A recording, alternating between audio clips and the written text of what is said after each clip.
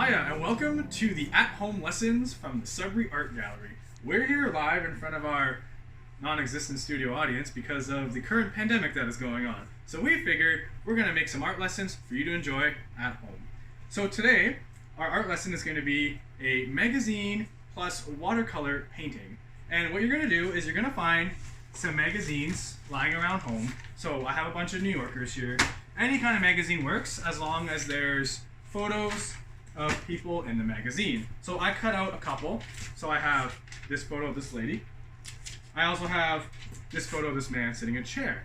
So once you find a suitable photo that you like, you're going to take your scissors and you're going to cut around the person so that way you end up with something like this. Next, you're going to need a watercolor page for you to paint on, as well as maybe a placemat so you don't keep things nice and clean. You can get various size brushes. Usually the smaller works better for smaller detail and the bigger is better for background. Next, you're going to want to get watercolor paints. So we have a tray of watercolor paints here. And then you're going to need a bucket of just clean water, that way you can wash your brush. And lastly, paper towel to dry your brushes. Alright, so here is our blank canvas, and then I have my guy that I cut out. You're going to figure out where you want to place him, or your whatever you have, on your page. I think what I'm going to do is I'm going to place him on this side here, because I like the way he's looking, and I think it'd be funny if I painted maybe like a jungle scene or something and just have this office worker being like, why am I in the jungle? So keep in mind where you're going to place him, because after we're going to glue him. But we're not going to glue him right now, because what we want to do is we want to be able to paint around this area, especially this corner area, that way we don't have any white and we don't have any edges.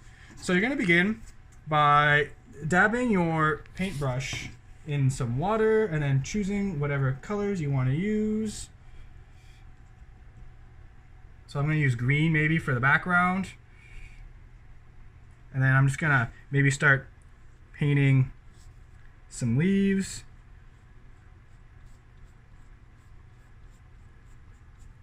These are some nice, big, ginormous leaves. Maybe I'll paint some smaller ones.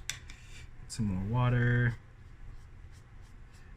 The more water you have on your brush, the lighter your color will be.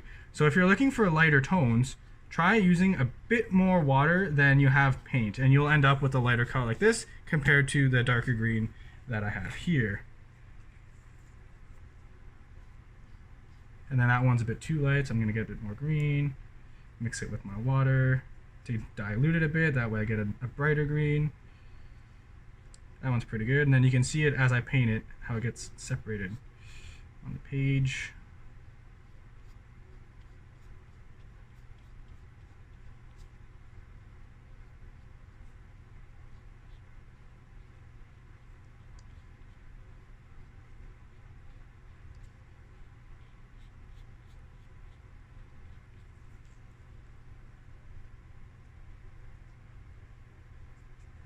Maybe I want some deeper greens down here. A bit more paint. See, that one's nice and dark now. It's also a lot of water here. You can see it spread out. Try and get that leaf going there. Maybe have like another leaf like this. And as I run out of water, you can see it getting dry and a bit lighter than what I have beside it.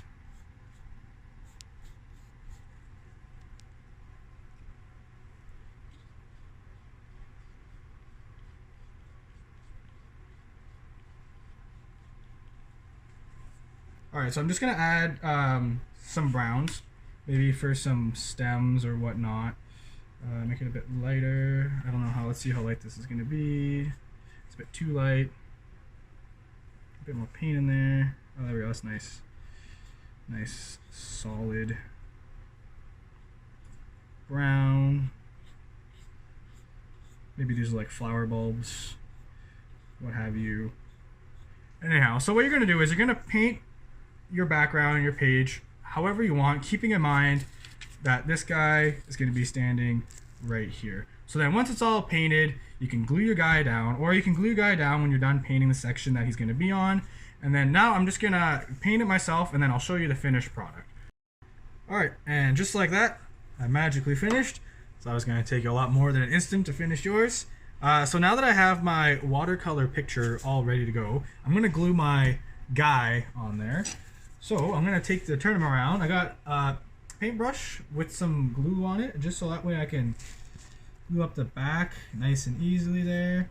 This part's always a bit tricky because glue is very sticky, and as you start putting glue on him or your picture, it's going to start to fold and to crinkle a bit. So just try and keep it straight to the best of your ability. It's okay if you get some glue on your placemat. That's why we have it there.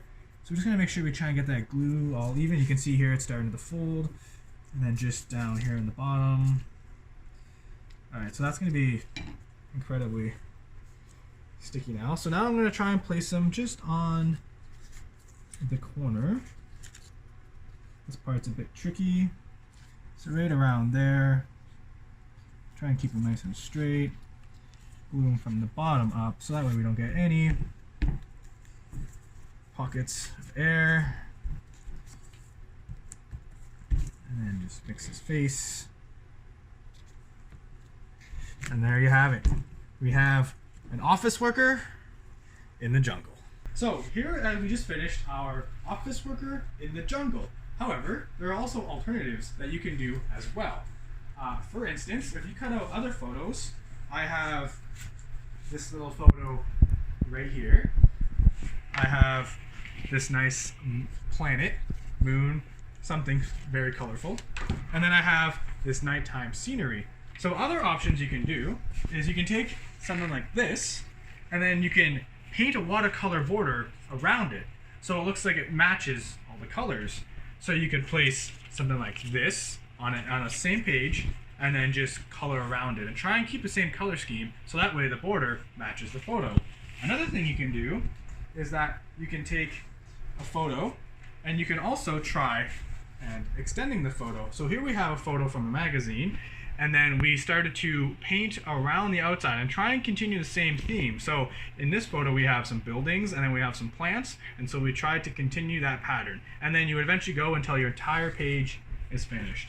And then last but not least, we also did another one of these where we cut out the guy, or this time it's a girl on a stool and she's reading a book. And so I thought maybe I can try and paint what she's thinking of or what she's thinking inside her head. So that is it for the watercolor and magazine and mixed media. We hope you try it at home. We hope you enjoy it. For this collage and watercolor photo that we're doing, this was an image I was selected from a National Geographic. So what I decided to do with this painting is I glued it down in the left bottom corner, and I just kind of looked at the image to see how I could continue this picture with my watercolor paints. So for this one here, as you can see in the photo, there's a lot more detail. So I'm relying a lot on a very, very tiny thin brush and a bit of a thicker one.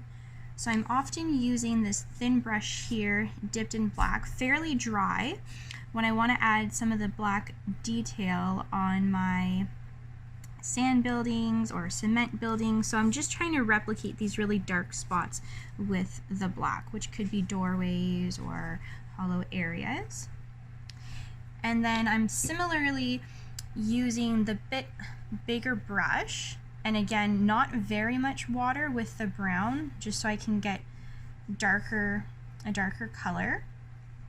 And when I'm wanting to fill in, I'll just show it quickly, the insides I'm using a lot more water. And it's fine if your lines aren't perfect and they kind of blend like this, because it just adds more to your actual painting.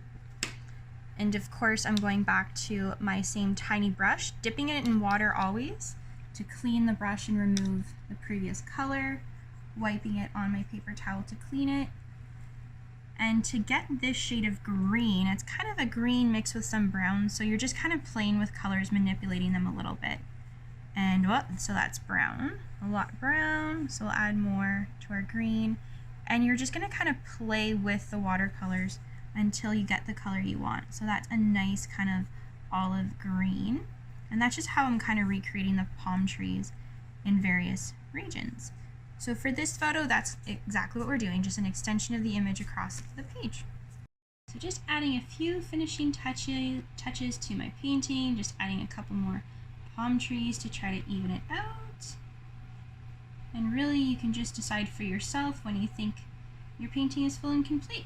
And voila, the finished product.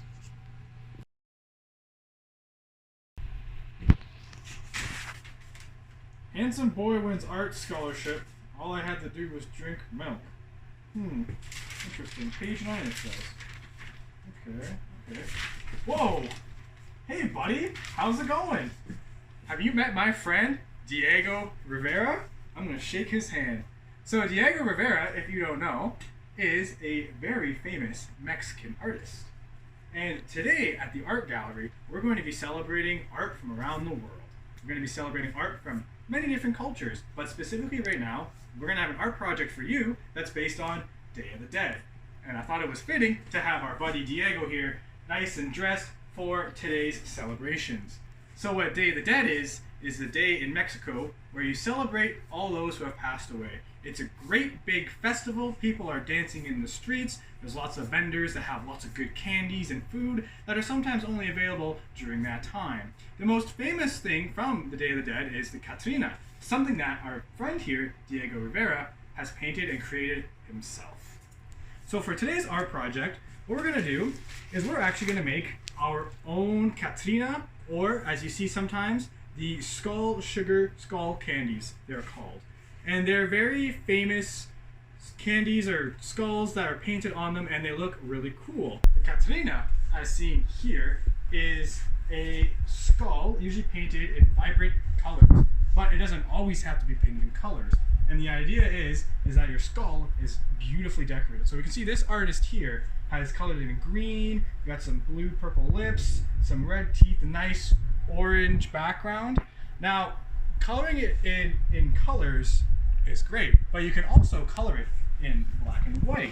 And usually what you do with these Catrinas is that you would paint them on your face as well. So what we're going to be doing is we're actually going to be making our own Catrina masks. So as you can see, this one here, we painted a skull on top of the mask. So your face would actually be painted just like the skull. Diego and I are very excited to do this art project together. And we're going to have lots of fun together, aren't we? Exactly, Diego. That's what I thought. So for today's art project, you're going to need, first of all, you're going to want cardboard or cardstock. We can't find any cardboard here, but I'm sure you have lots of cardboard at home. You can use a cereal box. There are many different things you can use. We want a permanent marker, a placemat, tape, newspaper works excellent because we're going to be using paper mache. And then you also want to cut up newspaper into strips like these, and that way you'll be able to glue these on to your mask. And then lastly, we have our glue mixture right here. Now you can use, it's glue and water. You want primarily more glue than water, and that way it has a nice, almost like a thicker consistency than a runny consistency. You're going to be dipping all your strips right in this bucket. You can also make a mixture using flour and water as well, but we figure you mostly have glue at home, so that's a great way to do this. And if you don't, you can always use the flour and the water. All right, so on our blank page, we're gonna draw a mask. And this is gonna be a mask that we can wear or we can hang up. So we're just gonna draw like a general outline of a mask right on the page in black marker. Don't worry about any edges like that because we're mostly going to be focusing just on this. And then we can draw in the eye holes that we want to use. So I'll put one here, one here. Obviously the eye holes are lopsided and my assistant is laughing at me, but it's okay. There are no mistakes in art. Art is a beautiful thing, and we were going to work with this and it's going to turn into an absolutely beautiful mask. So following this, we're actually going to cut it out. So give me a moment as I magically cut this thing out for you at home. Bam! It's all cut out. So the next step, once you have your mask cut out, is you're actually going to take newspaper like this, and we have this beautiful newspaper, and you're just going to basically rip it up, crumple it into pieces of paper like this, and then you're going to basically fill your mask. So we're going to take the tape that we have set aside, and then we're just going to tape it down just enough so that way it's held there. And then I already ripped off some more ahead of time. Just do that, crumple it up, tape it down. And then if you want, you can lift it up just to wrap the tape around the edges. And so we're just gonna keep doing this. All right, so then once you're finished stuffing it or crumbling on the paper and basically taping it to the mold of your cutout, you're now gonna start the paper mache process. This is a very messy process, and you most likely want to have maybe some gloves on. And then we're going to take your strip right here, and you're going to take your bucket of glue with water, and you're going to just dip it in there. But what you want to do is you want to make sure that you wipe off all the excess glue. So sometimes I find a good trick is just to maybe have a bit of glue and then rub it down between my fingers, just that way I can rub it off. And then you're going to take your strip, and you're just going to plaster it wherever you want. So maybe we'll start here. This is a big strip, so I'm going to just rip it in half. And we're going to start by just placing it like that. And then we're going to place this strip maybe right around here. And this is paper mache, so it will get very messy and sticky. Just going to kind of form fit that. And then maybe just rub some glue over. We're going to grab another piece right here. These are some very thick pieces. You can cut various sizes of pieces. They don't all have to be this thick. They can be thinner, they can be shorter, they can be longer. At least with longer strips like this, if you don't need the whole strip, you can just rip it in half like I've been doing. And so maybe I'll rip this one in half as well. We'll plaster this one right on top of here. Get that in those nooks and crannies. This one can go right around here. Again, just pushing that in and around all the crevices. And grab another strip here.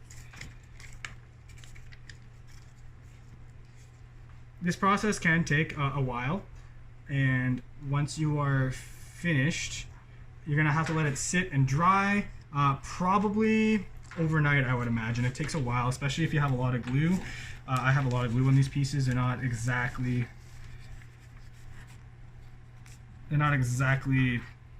the driest pieces. And just paper mache that around here. Try and make sure we got everything right. And now we're almost finished plastering or pasting our paper mache onto our skull. I think I need maybe one more piece there on the side. Make some, oh, that's too small. Use these little squares here, these might work. Again, always make sure you take off the excess amount, as this is really messy and it's a lot of glue. So there we go, that looks like it's pretty much clean. I'm just gonna slap that on there. So basically what you want to do, your goal is just to cover the entire mask in these paper strips, newspaper strips, and you can use your hand just to kind of place them. That way they're all nice and tight. You can push anything underneath. And then this is the first layer. You're gonna have to let it dry overnight. So obviously this means this is probably a multiple day project. You can add a second layer of paper mache if you want afterwards. It'll just help strengthen the object. So let's say it's been a day and your paper mache is finally dried. It's gonna look something like this. Now this mask I made yesterday. I let it dry overnight, and as you can see, it's pretty hard. The glue dried really well, and now you can see the shape of a skull. So this mask is ironically in the shape of a skull. So now you're gonna wanna grab some paint, and we're gonna paint our skull. I got some crazy magenta paint here, and I absolutely love this color. And there's a lot of vibrant colors in Day of the Dead. So we're gonna actually paint the entire base of this skull this nice magenta color. And so what you're gonna do at home is you're gonna just paint the base of your skull any color you want, but if you want to stick with Day of the Dead theme, maybe a nice vibrant color or black and white to represent the skull that would be painted on a face. There we go. And now I'm just finishing up the last few touches of my mask. I really do like this color. I think it's very bright, very vibrant, very colorful. I absolutely love it. Magenta is a terrific color, and don't let anybody tell you otherwise. Alright, so now what we're going to have to do is we're going to have to let this sit and dry. It doesn't take long. Acrylic paint usually takes maybe about half an hour to dry. And then after that, we can either add a second coat or you can start adding details in different colors. All right, so it looks like our paint has finally dried. So now I'm going to add in some details. I'm going to start by painting in these eye holes, eye sockets, whatever you want to call them. I'm going to just paint that in nice and black. Just going to try and get it just about to the pink.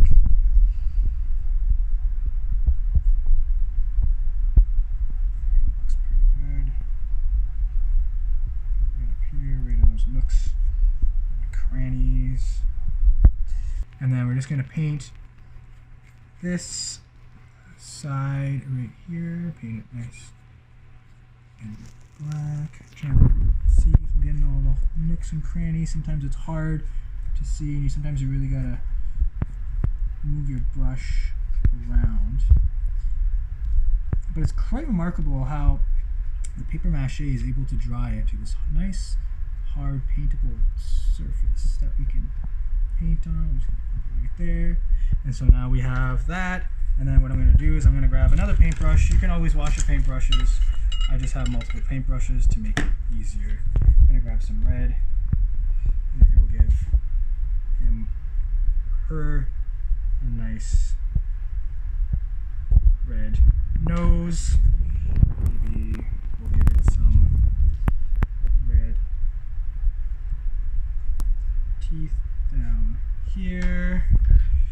And I'm gonna grab some nice yellow. We're gonna start maybe adding in some decorations. Maybe we'll put some little yellow spots around. Is it a bit close? Well, I'll fix that after. I'll give it eyelashes. There we go. So sometimes you make a mistake. Paint falls where you don't want it to fall, but it's okay because it can just influence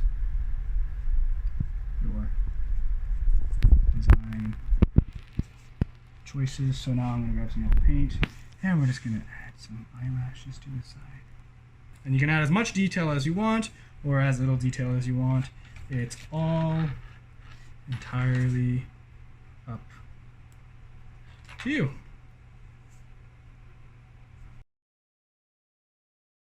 That was pretty exciting, eh? Day of the Dead? I really wish I could attend one of those festivals. Ah, Diego, got a bone to pick with you. You're keeping something from me. What is this great art in your hand? Wow, this is absolutely beautiful. Where'd you get this from? From Greece? Really cool.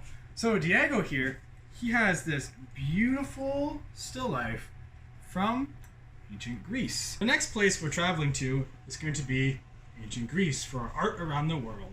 And ancient Greece is famous for its pottery. So for our next art project, this one's just going to require a pencil crayon and some construction paper. And so as you can see here, Diego drew a beautiful Greek-inspired vase, and then he also drew some flowers above. But not only did Diego draw this artwork, he also did these artworks here, where he also did Greek-inspired pottery, but in a different style. So for this one, we used a shiny silver marker with a white and yellow pencil crayon for the still life.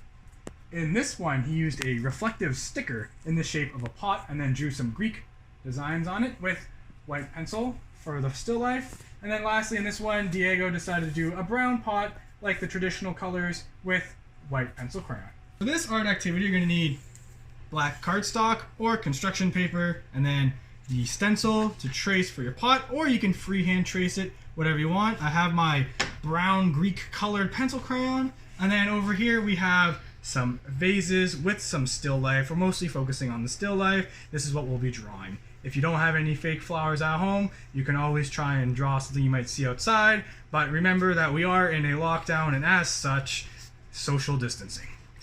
So coming back to here, we're going to put our vase just on the bottom of our page, and now we're just going to take our pencil crayon and we're just going to lightly trace the outline of our vase. And if you don't want to trace your stencil, you can just draw your own. More power to you. There are no mistakes in art. So my hand's moving quite a bit because I didn't tape this down, but it's okay, we can fix it up after. Just got this top part here, around here. I'm gonna have to switch sides. This around here. There we go. Around the corner.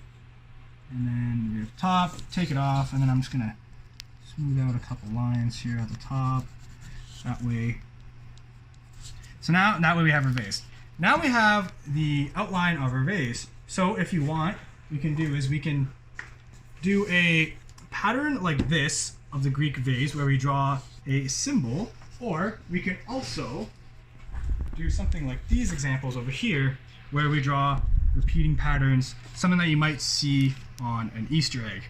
With Greek pots, however, sometimes the patterns tend to be a bit rectangular or boxy, you could say, and then sometimes they might be smooth with some lines. So just try and keep that in mind.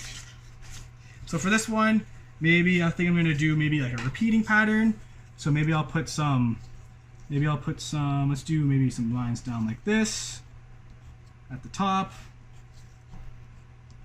And then maybe I want to do like a little square zigzag pattern over this way, like that, so it kind of looks like a castle. Under here, we're going to just draw some lines for the neck. And then maybe down here we'll get into some triangulars shaped patterns.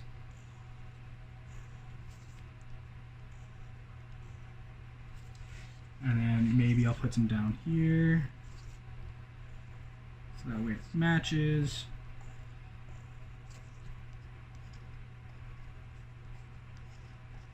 And then maybe I want to draw like a little picture in the center. So in ancient Greece, there was a clan in a country known as Sparta, where the Spartans lived. And so maybe I'll just draw a symbol there. And then maybe we can draw some spearheads, because they liked their spears. And then maybe I'll extend that to the side. And then maybe I'll add a couple more lines on the side here.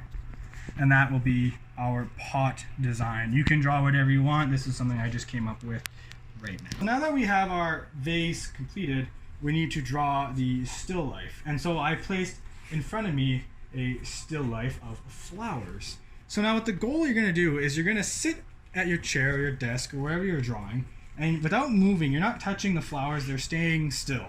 You're gonna start by looking at what you see in front of you, and then you're gonna start drawing it on top of your vase. So I'm gonna start drawing, maybe I'll start with this flower up here.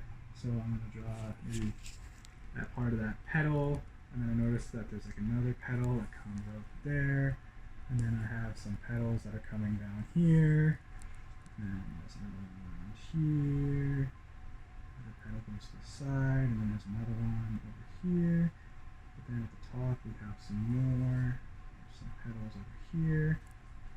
So basically you're just going to keep looking at what you're drawing, and then as you go along, and then eventually you're going to end up completing all of these flowers. Now, since this is a Greek inspired, what I like to do is I like to add extra lines in almost all the shapes just to give it more of a Greek pottery feel. You don't have to do this if you don't want to, but I like the effect I get from that. So eventually you're going to draw that whole entire flower until you end up with something like this. And as you can see, I have drawn maybe this flower, I drew a couple of the other flowers. This vase is actually from this one over here. So I think it was rotated or something like this over here. That was up like that. So I drew my big flower in the middle. I drew this flower here, that one on the side. This flower here is right there. And then I added an extra flower on top, or maybe I had pushed just that one a bit higher so I can get it in the shot. Our next project is an Easter-inspired art piece. So we're gonna begin with the classic Mosaic Easter eggs. So to begin, you're gonna take a piece of construction paper. It can be any color that you like, but the exemplar that we made consisted of a blue sky with some green grass. So I'll take a light blue piece of construction paper. You want to make sure you have scissors, a pencil or a pen, your classic white glue so you can glue your pieces down, and an assorted array of different colors or shades of construction paper. So to begin, what I did for this piece, I started with my grass.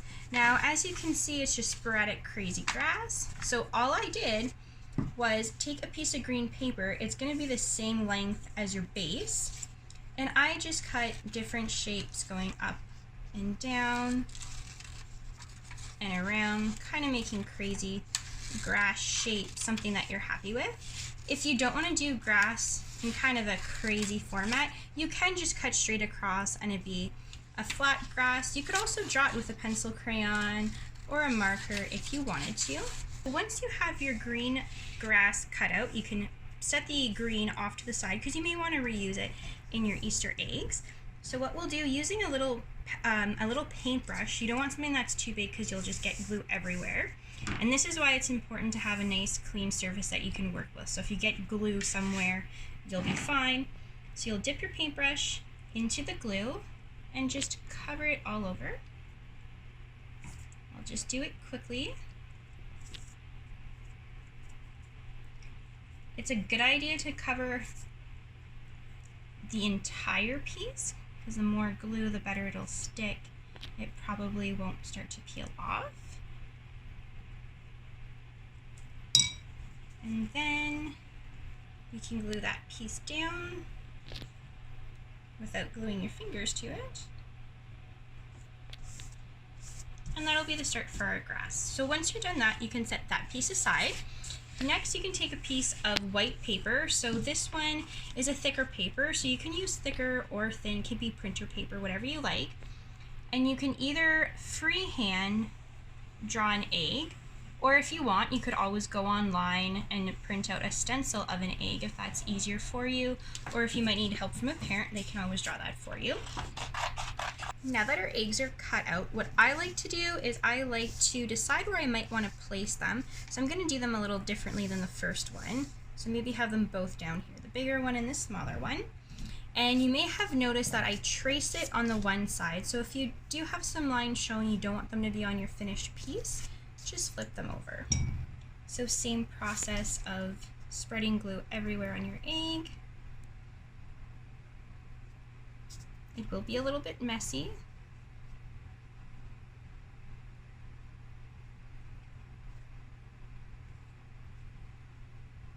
Once you have it pretty evenly spread, of course you'll just turn it over, place it down, and you'll do the same exact process for the next egg.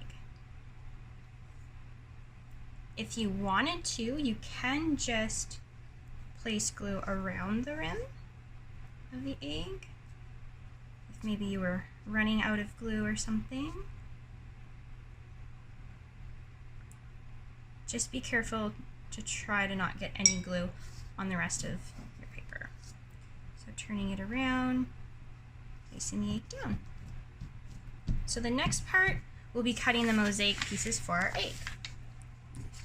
So I'm going to start with some purple, some red, and I have some dark blue. So it's usually easier if you have a large piece of construction paper to cut it into pieces that are a little bit easier to work with. And as you can see from the example, we have some squares, some triangles, some rectangles, a trapezoid. So just really any shapes that you want. So I'm just going to cut a triangle here. I'm going to use that angle, but then cut it straight. Another triangle. I'll do a square.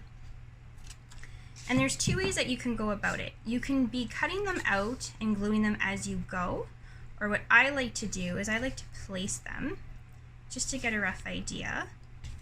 And it's definitely fine if you have some white space. The more that you're able to fill, the better it does look, but it is up to you. It is your piece of art. So now that I have some pieces cut in different shapes and different colors, I think I'll just go ahead and start gluing them down.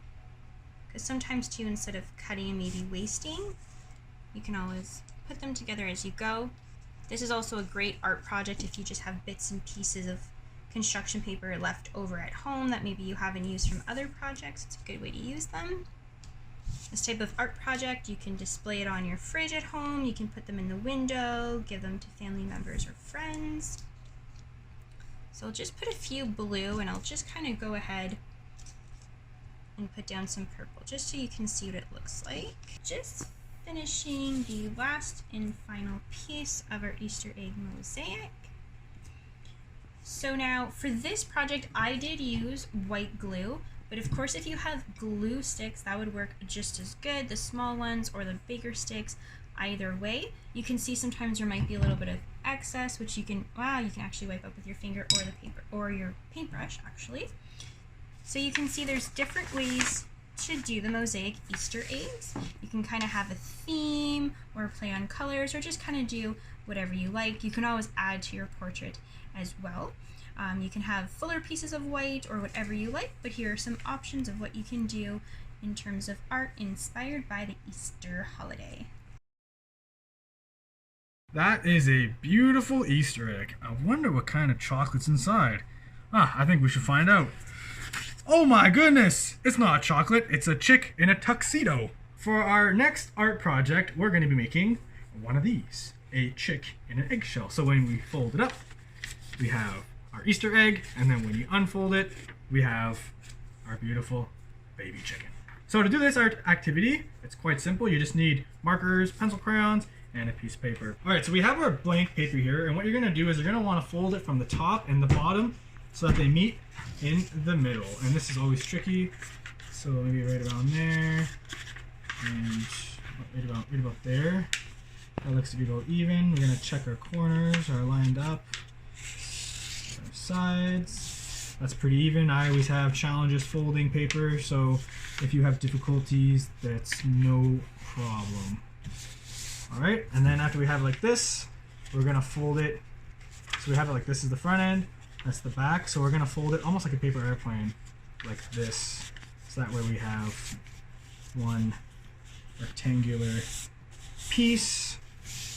And then you're going to open it up like this, and then you can just fold that down like that, rotate it, and now we're going to draw our egg.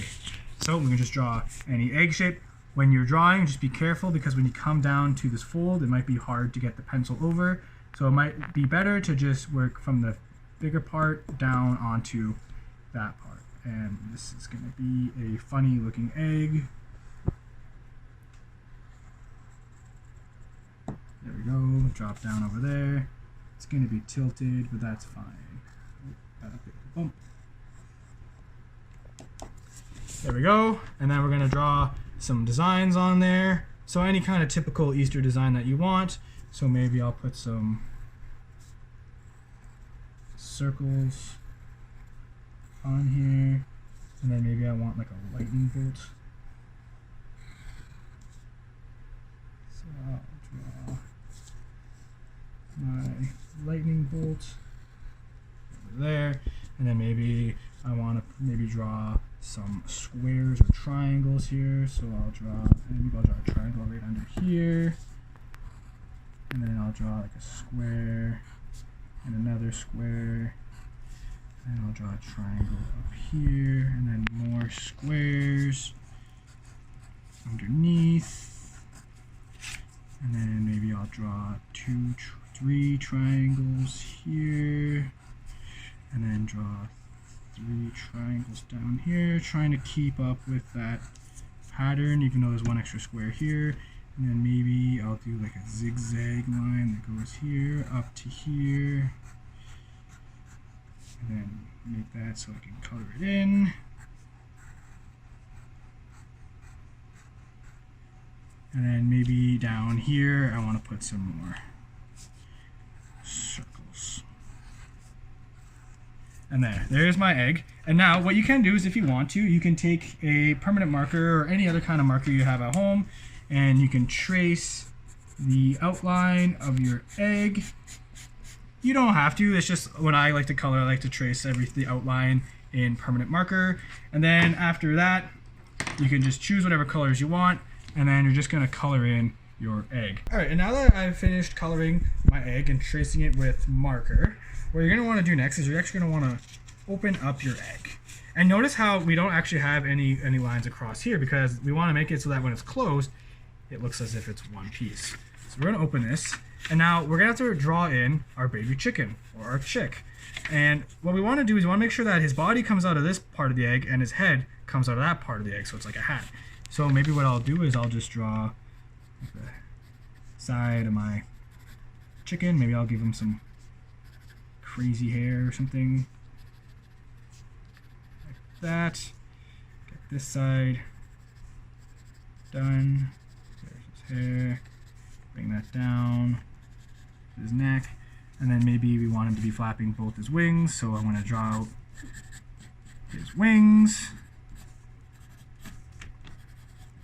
Like that. And maybe draw it out this way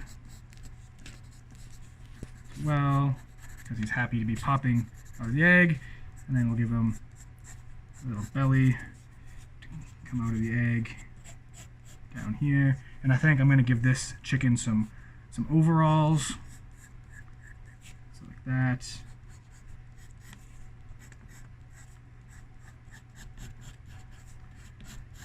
Go draw in that detail. Give him a couple of buttons here. And then we're going to draw his little beak. So there's his beak.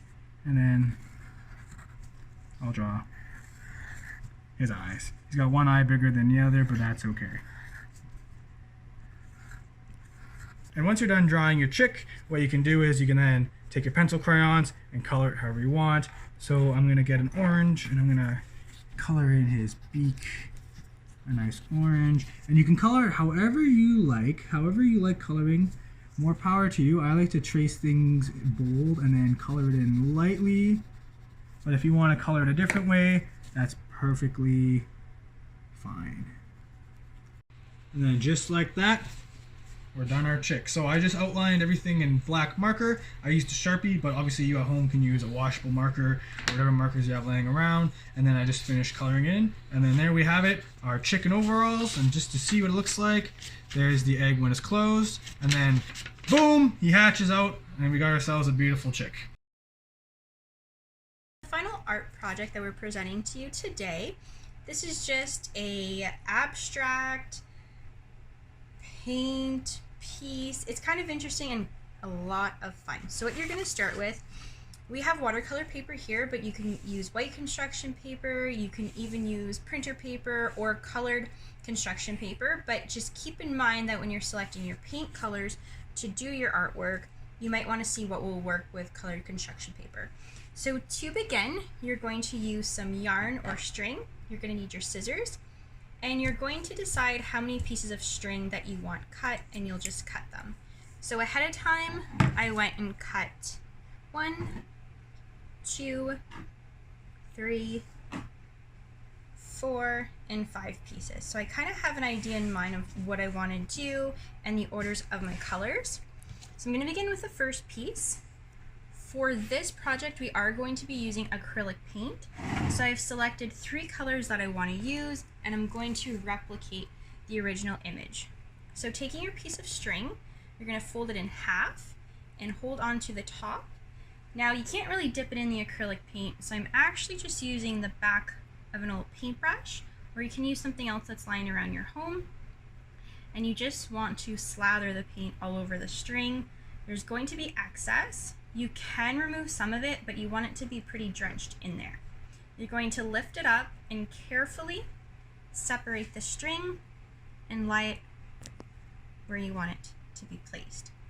I'm going to take another piece of string. I'm going to dip it in the same pink or magenta color. I love this, it's so bright and colorful. Makes me think of spring. Going to lift that up. And again, pull it apart, and I'm going to choose to put that at the bottom. For my next one, I'm going to dip it in black acrylic paint. So I'm using a different paintbrush stick, doing the same thing. I lost a piece of the string. Sometimes it's a little bit harder when you have empty containers of paint. Trying to get it covered as much as possible. Bring it up. Place it down. You want to make sure you don't have too much excess paint on your string because it will drip down. So just keep that in mind. And that's why we're using acrylic paint rather than watercolor as well. Although it would be interesting to see how this would turn out with watercolor. I'm going to place my next black string near the bottom. And my final and fifth piece of string, I'm actually going to dip into the white acrylic paint. Get that completely covered. Bring it up. I will remove a little bit, I don't want it to drip. Pull it apart, lay it in the middle. And then what I've decided to do, just really simple old pencil crayon. And you're going to try to be right in the middle. You're going to start from the top and you're going to pull it straight down the middle. Try to do without stopping or pausing. One somewhat slow, somewhat quick movement. So holding your paper, you want to make sure you do that. I'm going to hold the top, but I don't want to hold the strings because that's going to hold it down and perhaps ruin the effect. So here I go, and I'm not going to press the pencil against here because I will get marks from the pencil. So going down from the top, you're going to see all the paint get pushed back, pull apart. Keep moving it down till all of your strings are off, and at this point you can lift your paper up, and that's just kind of the effect that we get of our paint.